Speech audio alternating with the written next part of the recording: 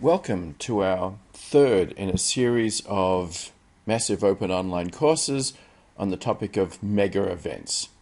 This time we're going to address World's Fairs, another form of mega event with particular emphasis this time on the World's Fair underway in Milan, Italy, Expo 2015. Along with my colleagues Lisa Robinson and Eva Cassens-Knorr, we're pleased to bring you some insights and interesting analysis of how mega events are developed, created, and the impact they have on their host societies. In particular, we find World's Fairs interesting because they serve as a microcosm of their host society. They show us their history, culture, politics, basic issues of food and entertainment and planning, all part of a mega event development. Mega events and World's Fairs are designed to show us the best of a society. They are to showcase all that is good. But frequently, if you look a little below the surface, you'll also see some of the worst aspects of society showing through as well. This MOOC takes place over 5 weeks. This week we will look at the earliest World's Fairs and some of the motivations for holding a World's Fair. Next week we'll look at some of the great fairs of the 20th century. Following that, we have a unit on how events like World's Fairs are planned, the decisions that go into hosting, building, and operating a World's Fair. We have a special module looking at the Expo currently underway in Milan, Italy. And finally, we look at what happens when a mega event is over. When the party's over, what happens to all of the work that was done for the fair? Well, let's talk about some of the first fairs and really institutionalizing an event that has long happened. Communities, cities, countries have often held events, religious and spiritual events. Many different types of festivals have taken place, but the World's Fair institutionalized it in a particular form.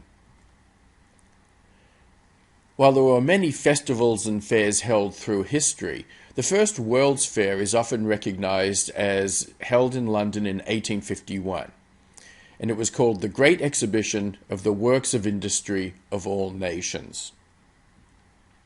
The fair was promoted by Queen Victoria's consort Prince Albert, and the fair was used very clearly and specifically as a way to showcase Britain as the leading power and economy of the era. The motivation of the fair was very clearly not so much to entertain, but to show the power and authority of Great Britain. The fair was famous for its central building, and it was called the Crystal Palace. As we'll see in a moment, it was a spectacular glass structure that was awe-inspiring because many people had never seen anything like it before.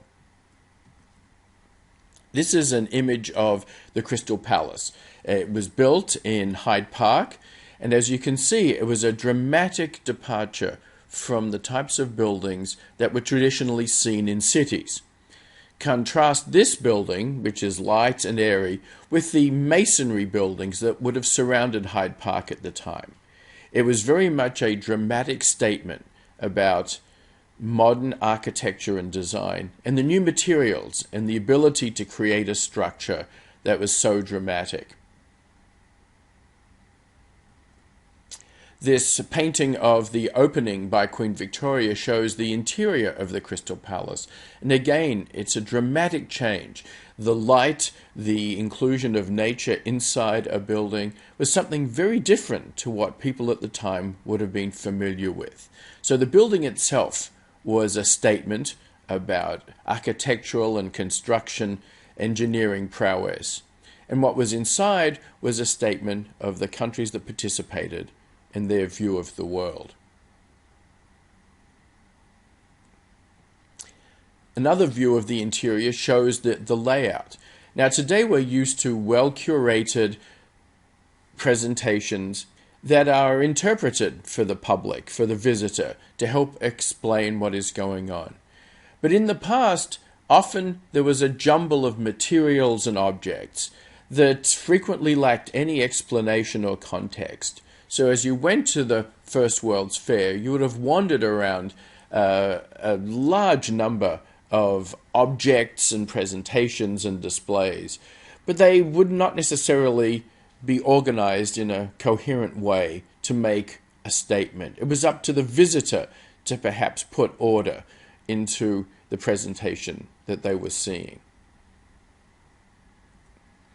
This is another view of the Crystal Palace, and this time a famous glass fountain.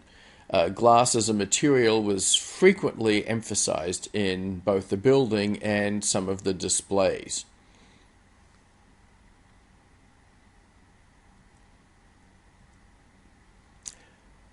So what motivated Britain to undertake this First World's Fair? Well, primarily it was to showcase British achievements. Britain was the leading economy and the leading military power of the time, and it was eager to establish that. It wanted to show that it was the central power of the world economy as it saw it. Now, the organizers had a mission, but also many countries and organizations were also involved. And each of those participating had their own mission or goal to present to the visiting public. This means that at a World's Fair, there may be a theme of the organizer or a theme to the fair, but there are often many messages, and sometimes contradictory messages. So the visitor has to work through this jumble of ideas and presentations and interpret for themselves the meaning of what they are seeing. So a World's Fair becomes a constellation of interests. They've come together around a major event because of its power to attract attention. And they're using the high-profile event to get a message across. But there are lots of messages being presented at a World's Fair. And some of those messages may be popular, some of them may be controversial. But it is up to the fairgoer in some ways to try to make sense of what they are seeing.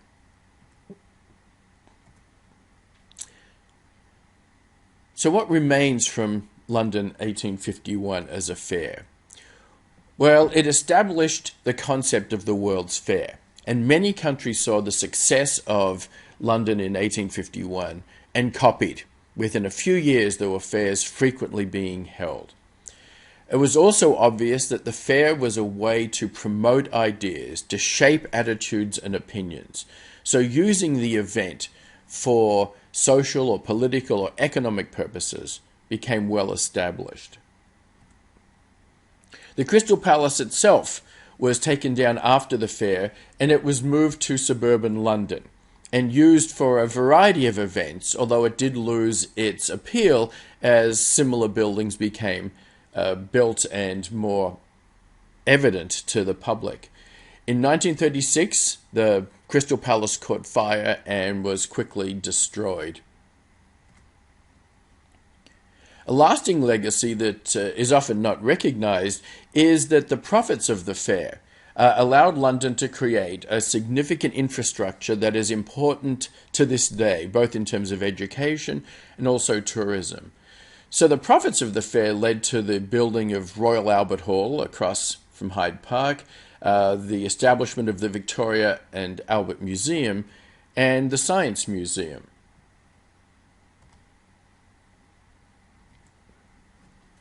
So the Great Exhibition was a great success. It put the concept of the organized World's Fair on the map, and other cities quickly followed suit.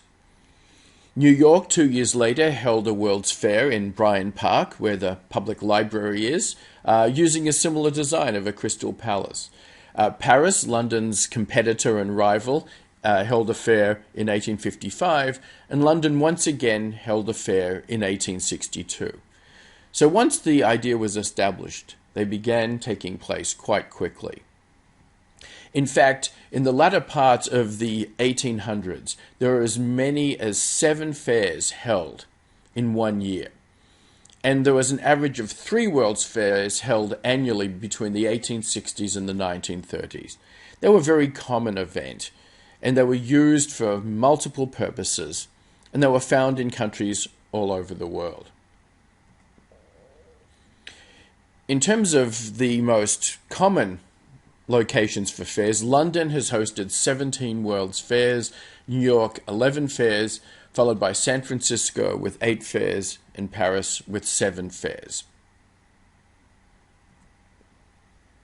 Next, our module will look at different ways of seeing and understanding World's Fairs.